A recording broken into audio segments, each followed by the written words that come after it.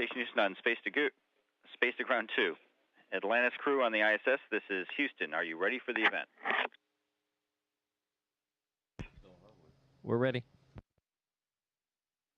CBS Radio, this is Mission Control Houston. Please call the Atlantis crew on ISS for a voice check. Hey, good morning, Atlantis crew. This is CBS News Radio at Kennedy Space Center. How do you hear us? We have you loud and clear at the Kennedy Space Center. Well, good morning, Commander Chris Ferguson, pilot Marine Colonel Doug Hurley. It's Peter King and Bill Harwood at KSC, and Bill's got our first question. Well, it's just an obvious question right off the bat, guys. First of all, great to see you again. I know you got GPC-4 back up and running. Can you give us some sense of how that's doing and your confidence that that guy's going to hang in there? Well, it actually failed last night. I think it was about an hour and a half after we fell asleep. The alarm went off, and I think we all looked at each other and had that bright-eyed, sort of bushy-tailed look, and raced up to the flight deck. I'll tell you, the folks on the ground did a nice job helping us get through that. We brought up another GPC to help us out with the functions that 4 was performing, and we got it hopefully back up and running this morning. So it's hanging in there, and we're confident it's going to work for entry for us. Commander, NASA Audio has asked us to ask you to turn off the mic every time you finish your answer. Thanks, and it's Bill Harwood again, and I want to shift gears. I mean, that's the nuts and bolts of the computer thing this morning, but, I was driving in this morning, and I'm wondering if you guys, if the reality of this is set in. You've been asked these questions a million times about this being the last shuttle flight, the end of an era, and all of that. You've been so focused on the mission, I doubt you spent a lot of time thinking about that, but you're the tip of the spear, and I think a lot of folks would be curious. I mean, is this something that's sunk in yet, that this really is the end? Well, I'll tell you, Bill, we talked a little bit about this pre-mission, but as we, of course, we got a busy timeline, and there's not a whole lot of time to think about it, but we realize as we go from module to module here, I mean, literally, we've reached the point where we're saying, okay, it's the last train out of town. Is there anything else that needs to go back to the Kennedy Space Center, back to Houston before the shuttle program wraps up here? And when you say things like that, I think the reality of it really begins to sink in. This is really the last train out of town. And, of course, we're going to stay focused and very busy up until we undock. But, it's beginning to sink in. I mentioned that to you earlier, that I don't think the full magnitude of everything is really going to hit us until after the wheels stop. This is Peter, and following up on that question, everybody has asked every question under the sun about what it feels like to be flying this last mission. I'm just wondering from both of you, does this feel any different than you expected it to, and if so, how? Yeah, that's a good question, Peter. For me, my last mission, my only mission, was STS-127 2JA. It was a 16-day mission. It was 5 EVAs, and I honestly think this one has been busier, which is which surprises me a little bit. And I, the obvious reason is we have 3 less sets of hands to help out, and I think that for me is the biggest surprise. And for you, Commander? Well, I'll tell you, after getting back here, it's a very familiar environment. This is the 3rd time I've been here. And I'd have to say, I agree with Doug to a certain extent. This has been incredibly busy. When there's a free moment, usually you can run over to the MPLM, our cargo module, and you can always find something to do. And even when there's nothing to do in the MPLM, we can go back to the closet, which is the permanent logistics module that they have here, and you can always help them reorganize here. So there is an awful lot of work left to do here. And the days, it's been hard to believe. It's been almost a week since we launched, and the days are just clicking by. So we got a lot to do in the next few days, but we're looking forward to undocking, and especially that great view of the fly-around. And I guess my question to follow that up with is staying so busy keeping you from thinking about what this all means at this point? You're just concentrated on the mission.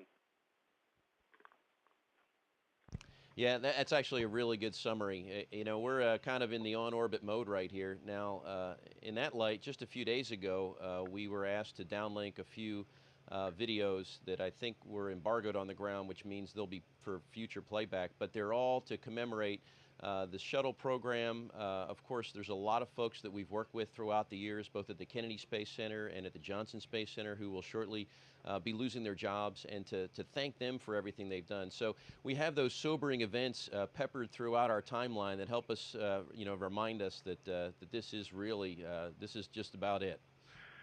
Commander, it's Bill Harwood again. You just brought a point up to me. I just got back from the Johnson Space Center, where I've been for several days, and I have to tell you, the mood there is, sober is probably putting it optimistically. I mean, it's pretty depressed. I think there's a feeling of abandonment, perhaps. It's not so much the end of shuttle, but the gap before there's going to be anything else. What do you have to say to those guys, all the folks who've trained you, who've put these missions together over the years and made it happen right here at the brink, at the very end?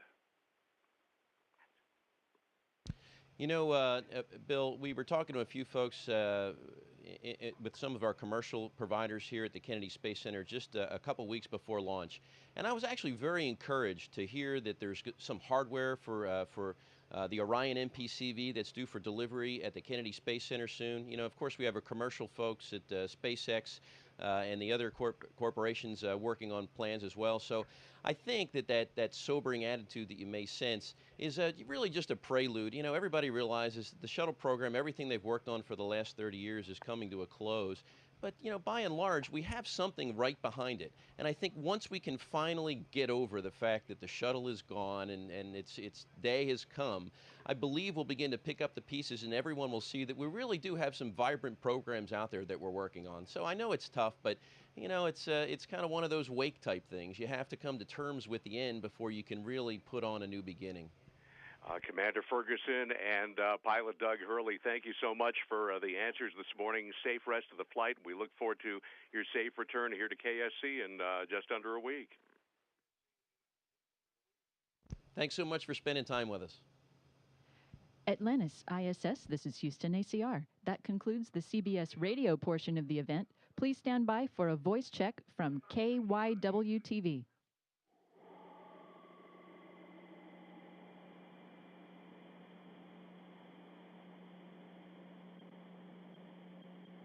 Crew, this is Philadelphia. Can you hear us?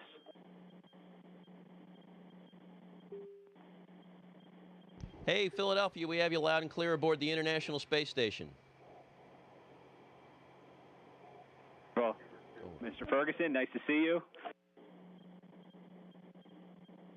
It's great to see you, KYW. How's all my folks in Philadelphia doing? Terrific. You'll be speaking with Yuki Washington and Anne-Marie Green.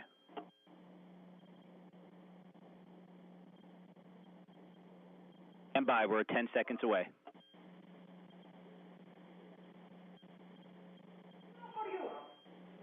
Well, the Space Shuttle Atlantis is the final shuttle mission, and it's in orbit with the International Space Station right now. And as you know, Shuttle Commander Chris Ferguson graduated from Archbishop Ryan High School and Drexel University. Chris and the shuttle's pilot, Doug Hurley, join us live now from the International Space Station to talk about the mission and how it's going. Gentlemen, good morning to you. Hey, good morning to all our folks in Philadelphia. How you doing? There you go. Not bad. Doing fantastic. Please assess the mission thus far, how it's going, everything going to plan. So great to see the two of you. Oh, absolutely. We've had a great time up here. From the last that the ground control folks told us, we're well ahead in what we call transfer, the very act of getting all of our cargo, the 10,000 pounds of food and supplies that we brought up to sustain the International Space Station. We're well ahead in transferring that over, so I'm happy. We've had some minor glitches with our general purpose computers, but we're recovering from them as well. So, you know, if I had to summarize, I think the mission's going really well.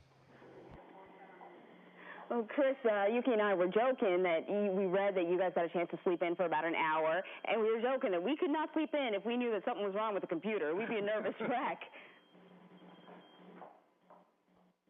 You know, the first thing they had us do after we woke up was get to work trying to fix it. So I'll tell you, we got a great support team in Houston on ground control there, and they did a great job. We got the computer up and running, and we think it's going to work good for re-entry in about a week or so.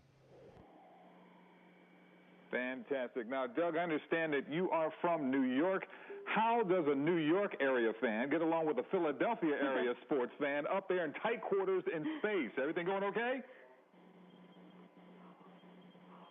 It's going pretty well. We've had a couple discussions about the Yankees and the Phillies, but nothing that resulted in any fisticuffs yet.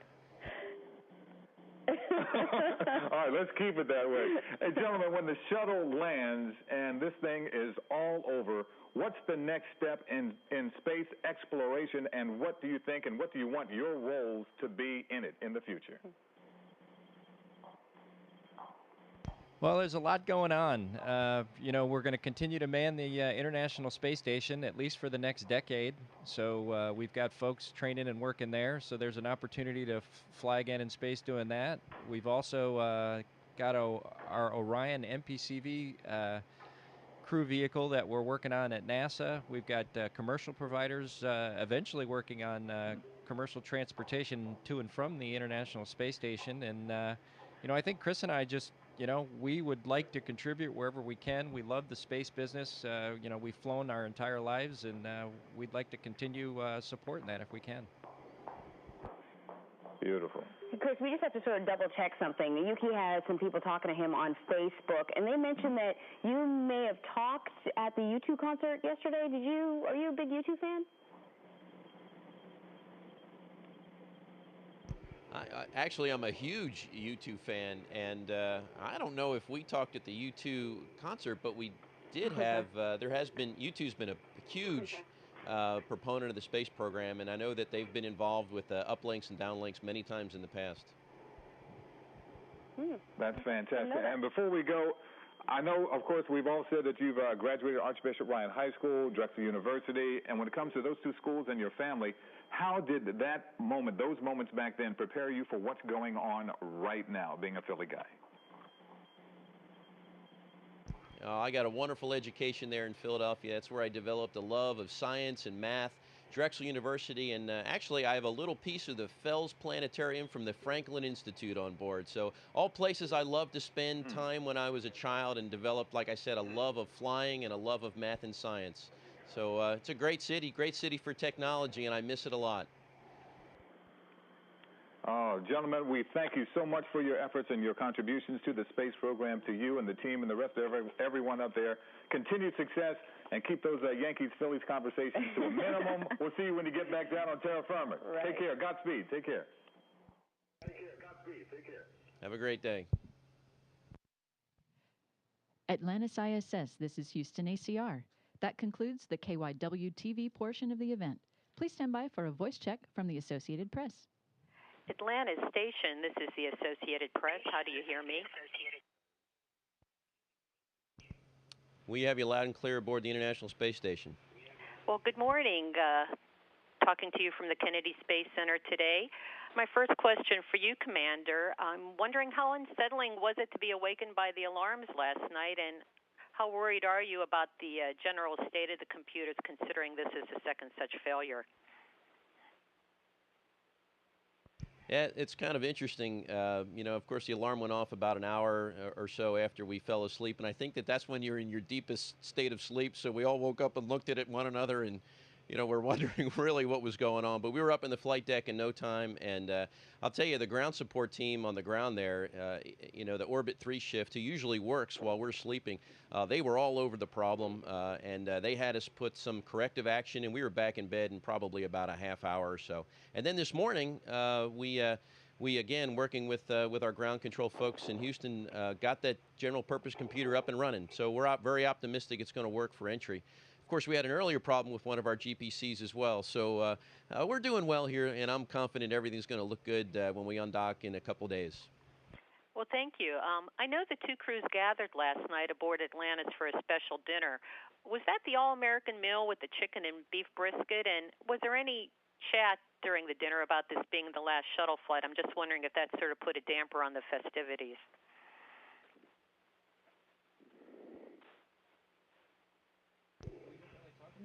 Actually, first of all, it was a fantastic meal. We shared it with our American, Japanese, and Russian counterparts on the middeck, and we're friends from a long time back. So we shared more memories of our early years in the astronaut office, it's one of the few opportunities we get to talk to our Russian partners and share experiences that we've had in common with spacewalks and some of the operations that we've done together.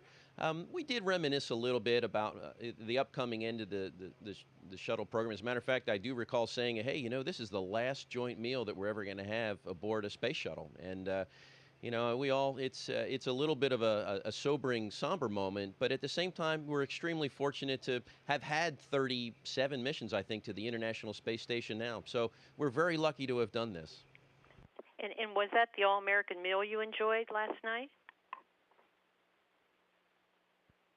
Absolutely. I think it included, like you said, chicken, beef brisket. There was a lot of corn on the menu. We had some great appetizers, and then we had good old-fashioned apple pie for dessert. Oh, that sounds pretty good for space. Another question for either of you or both. Yesterday, NASA announced that Steve Lindsay's last day at work is today, and I'm wondering, do you anticipate a lot more astronaut departures in the coming weeks following your mission? And what about you two? Are you both going to be sticking around for the duration?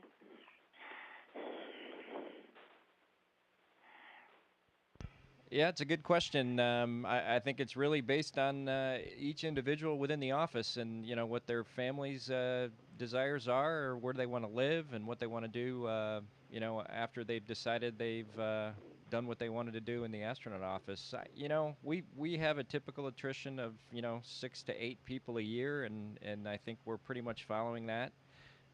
You know, for me personally, you know, and we talked about this before, I'd love to stay around and help out. You know, we still have plenty of flying opportunities aboard the International Space Station, and then, you know, we've got a chance to develop a new vehicle that's going to go beyond low Earth orbit. So, I mean, from my standpoint, it's a pretty exciting time to be here and continue to contribute and use the experience that we've gained on these shuttle flights to press forward.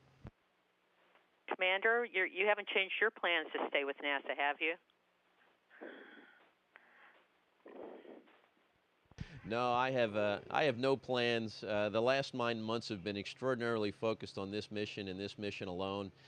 You know, with regard to the attrition, a lot of our office, probably about a third of our office, was former military pilots. And, you know, pilots like to do what pilots like to do, and that's fly airplanes. And there will be a gap here of several years where you know, a pilot is going to want to do what a pilot wants to do, and I can certainly understand everybody has their own personal preferences, and there'll be a little bit of lull in piloting activity until we get our next spacecraft. So, you know, in the interim, I can understand why people make the choices that they do. I'm wondering, I know there are several more days left in your flight, but so far, if you each had to choose, what is the one highlight of your mission, the memory that you're going to take back with you and keep forever?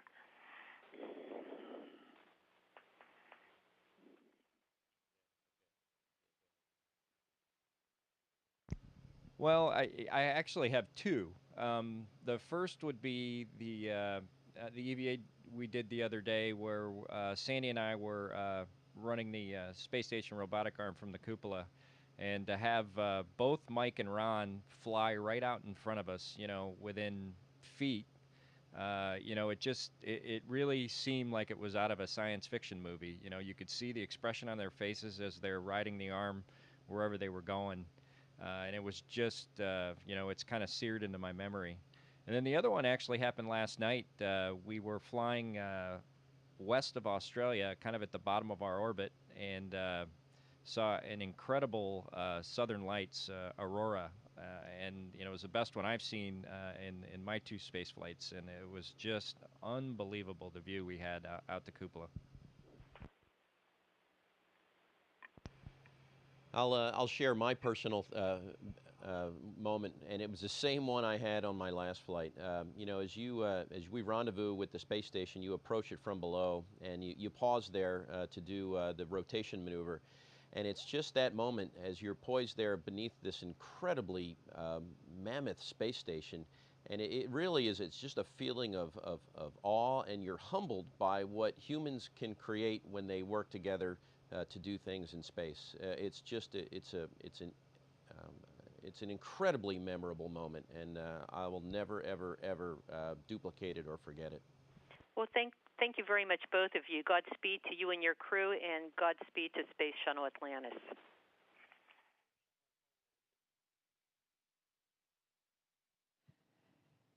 Atlantis ISS, this is Houston ACR. Thank you. That concludes the event.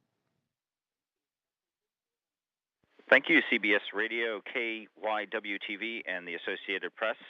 Atlantis crew on the ISS, we are now resuming operational audio communications. Good job, guys.